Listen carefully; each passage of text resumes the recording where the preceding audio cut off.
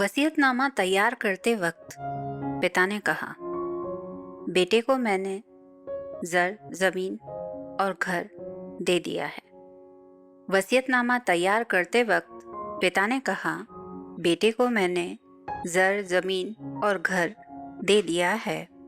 सुनकर बेटी मुस्कुराई। पिता ने कहा, पूछेगी नहीं तुझे क्या दिया? उसने कहा, नहीं।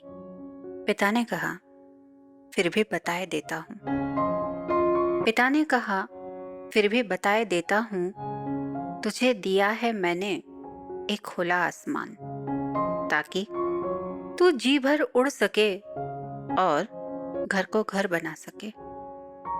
ताकि तू जी भर उड़ सके और घर को घर बना सके। सुनकर बेटी फिर मुस्कुराई।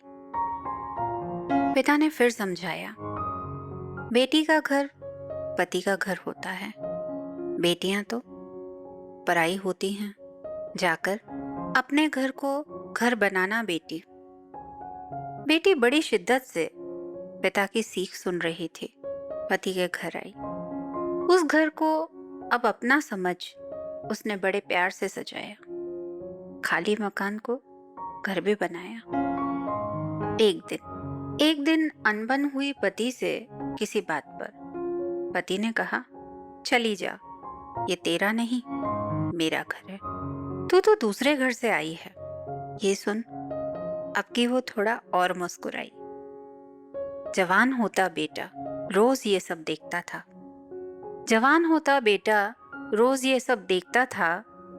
क्योंकि 2 कमरे के छोटे से घर में एक कमरा उसका भी था। उसकी बहन हॉल में सोती थी। थोड़े ही दिन की तो मेहमान थी वो इस घर में। आखिर उसे भी एक दिन अपने घर ही जाना है, तो कमरा उसके नाम करने की जरूरत कभी महसूस ही नहीं हुई। तो कमरा उसके नाम करने की जरूरत कभी महसूस ही नहीं हुई। अब एक दिन माँ ने किसी बात पर बेटे को फटकारा।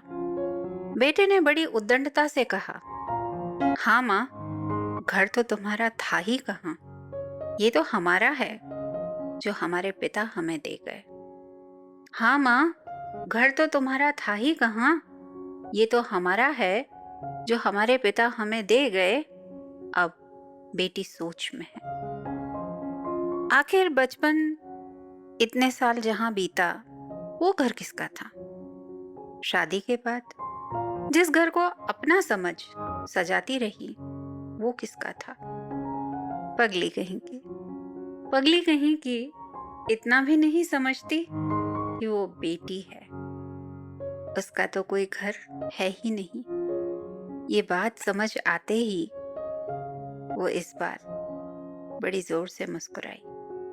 ये बात समझ आते ही वो इस बार बड़ी जोर से मुस्कुराई। बड़ी जोर से मुस्कुराई।